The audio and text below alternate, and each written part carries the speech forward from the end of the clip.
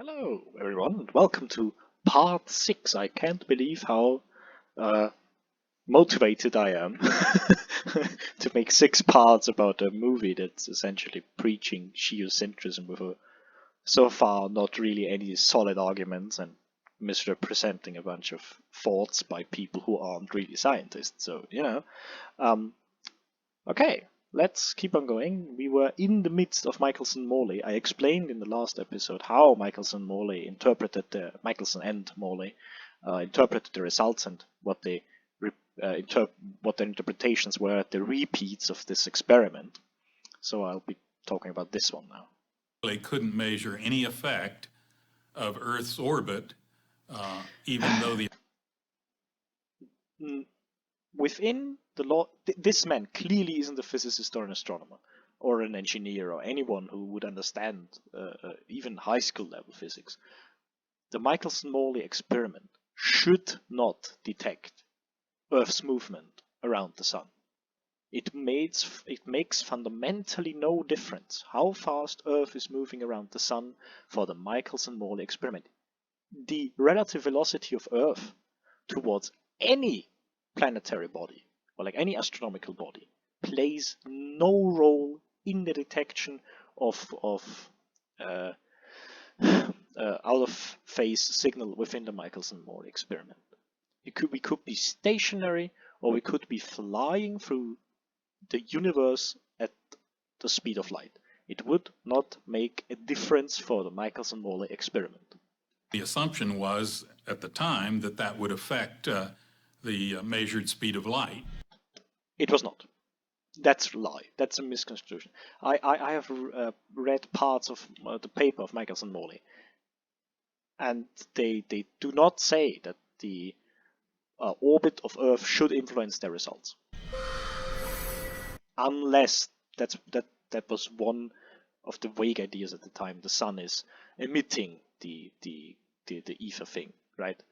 That was not really a possibility. One of the very many explanation ideas, but whatever.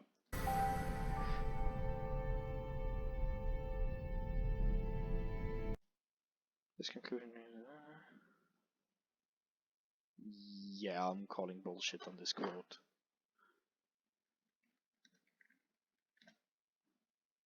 What was the most about this conclusion directly contradicts explanation? Oh, it closed.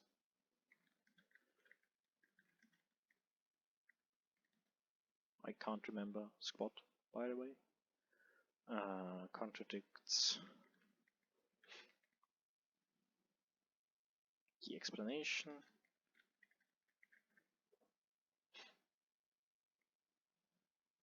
Hey, a bunch of equations. That's always nice.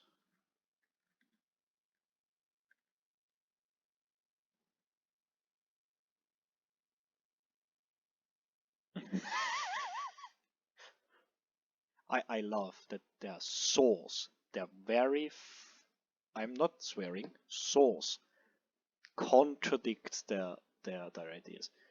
This conclusion directly contradicts the explanation of the phenomenon of aberration, which has been hetero generally accepted, and which presupposes that the Earth moves through the ether. So in other words, the quote that they have here, this conclusion directly contradicts the explanation, contradicts what they are trying to imply. I am blown away to the point. I mean, that's just lying, right? Which presupposes that the Earth moves. Oh well. Okay, those two are variables, so that's through the ether. They cut off the through the ether. That is a lie. That is wrongful quoting there. Look at that, which presupposes that the Earth moves through the ether, and just cut it off. I'm out of words. This is amazing. If it wasn't obvious by now that this movie, and I do apologize for my rather rude language here, is full of shit. It is. absolutely and unconditionally full of shit. The experiment failed to detect the Earth moving in or against That is a lie. the ether. The problem Oh no, that wasn't a lie. I do apologize. It did not detect the thing moving. That was actually correct. Ignore my earlier statement. It did not detect the Earth moving around, through or in or anything relative to the ether. was serious. Although various solutions were advanced, in the end, science was faced with a choice. Either discard the ether or admit that the Earth wasn't orbiting the sun. That's also a lie. Either there is no ether, or the ether relative to this particular measurement device isn't moving, so somehow this particular measurement device would be, if you will, the center of the ether. Those are the two possibilities. It was Albert Einstein who came up with the solution, which now forms the basis of our physics, and which we call the theory of relativity. Einstein later, with the results from Michelson-Morley, so there were two big problems at the time, right? The one was that with Newtonian motion, which was at the time still the established description for motion, was that velocities. This is one way you can look at this example. Is that velocities just add up, right? You have an object moving at a velocity of 12 kilometers per second, if you will, and you have another object moving with 1 kilometer per second in the same direction. So if the object that's moving with 1 kilometer a second is kind of moving on the thing that's moving 12, if you have a spaceship, for example, then the object relative to observer that is that is in no motion would have 13 kilometers per second. That's Newtonian, really. Velocities add up, right? And the problem now was that according to Maxwell's equations, the speed of light is a constant. It's not infinite. So the fastest something can go is light. So you can't suddenly add up anymore. If you have a car that's going 100 kilometers an hour, and you have and the headlights of the car, obviously the light coming out of them is moving with the speed of light.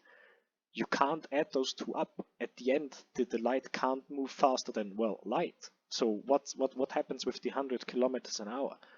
How do they play into this? And this is a part of which Einstein special relativity solved, because that was a problem at the time.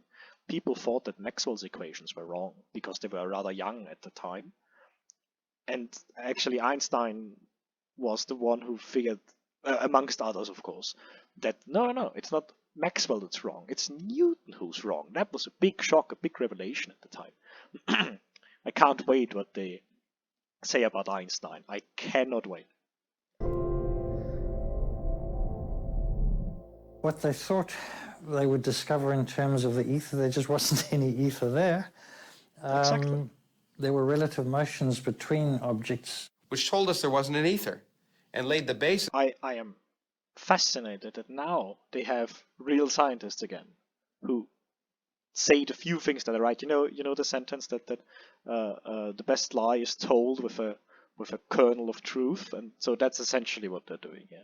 For Einstein's theory of relativity, which says there is no ether. That light always travels the same speed, no matter which direction it's going, or even whether it's emitted from a moving source or a source that's standing still. So how did Einstein do it? An earlier explanation proposed by physicist Hendrik Lorentz had suggested that the measuring arm of the Michelson-Morley apparatus was being compressed by the ether in the direction of motion, just enough to make it look like we were standing still.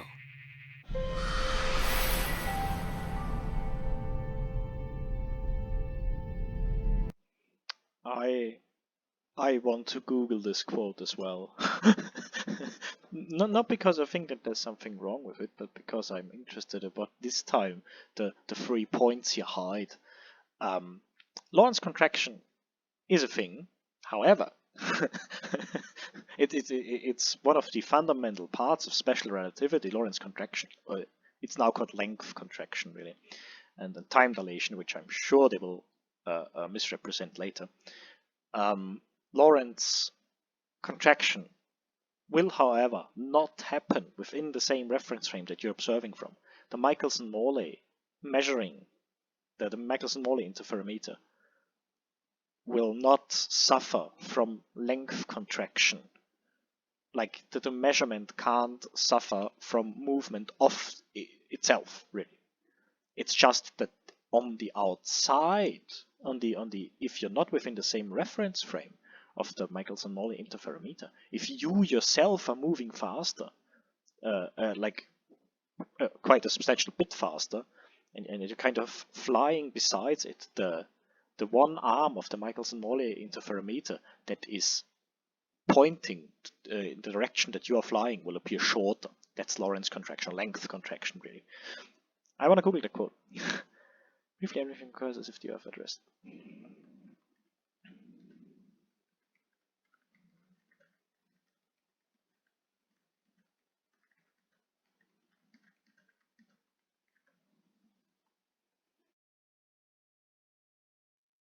Well, hello. It is me again from the editing. And I noticed that I made a mistake. When we were talking about this specific quote that we have right here, I want to Google this quote as well. Yeah, I said that I wanted to Google it because they botched the first one up not because I think that there's something wrong with it, but because I'm interested about this time the 3 points you hide. Exactly. Lorentz contraction. I explained a bit about the Lorentz contraction, and then I searched for it, and in my never-ending genius, because I mentioned before I'm a potato sometimes, I was that the Earth is at rest, where the real quote said the Earth were at rest. So that's why I couldn't find anything. Now, this time I Googled it correctly, and there were a few more sources. There is one source that I deem to be reputable that actually has the quote from the movie inside. However, it doesn't explain the context of the quote. And the quote on its own, the briefly everything occurs as if the Earth were at rest, is ambiguous to me.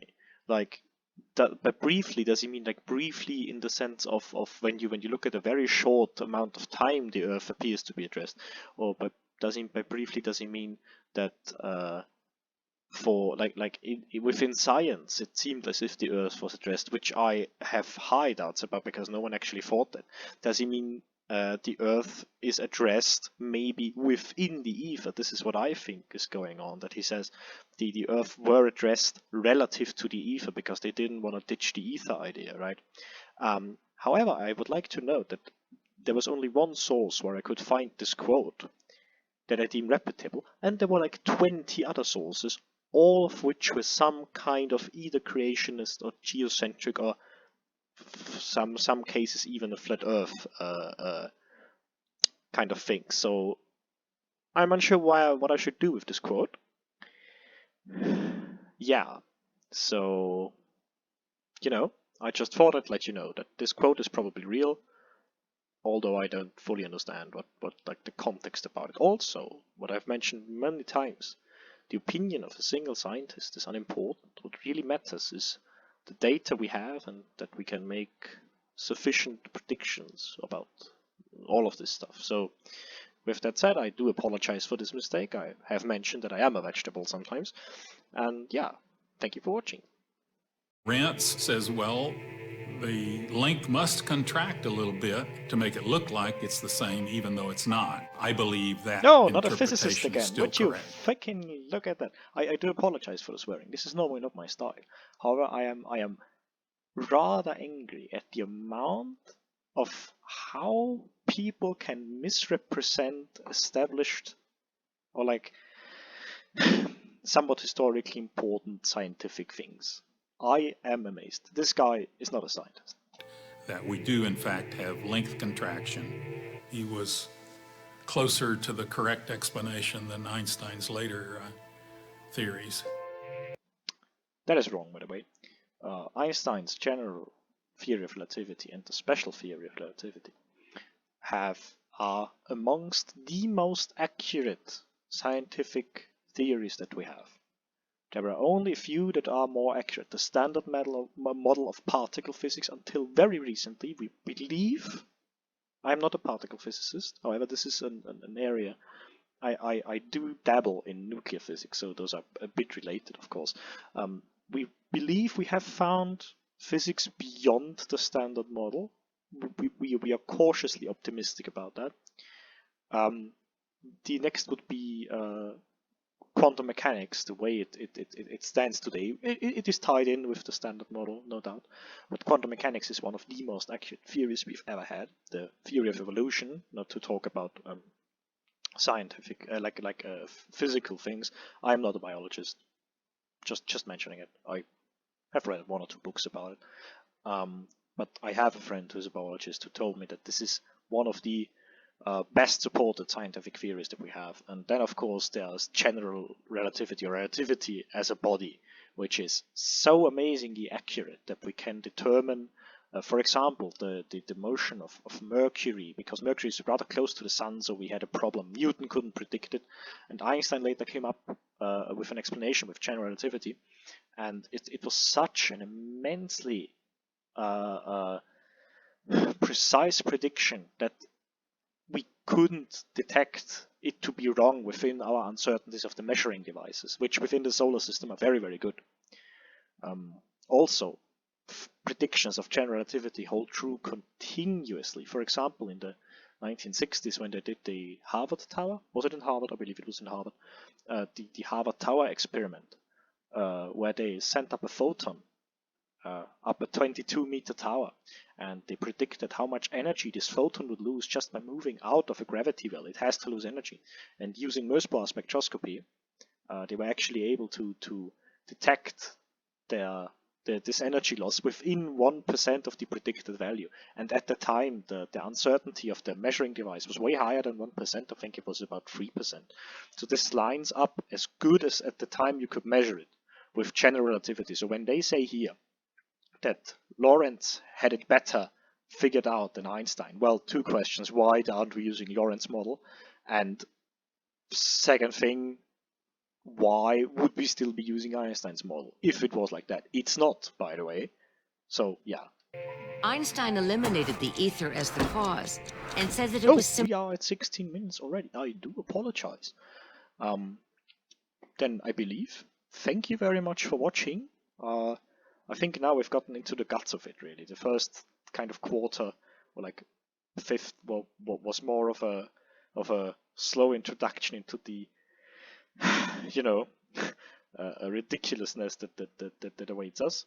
I cannot wait for what they come up next. So, ladies and gentlemen, thank you very much for watching. Do all of the YouTube things that people do, and until the next part, goodbye.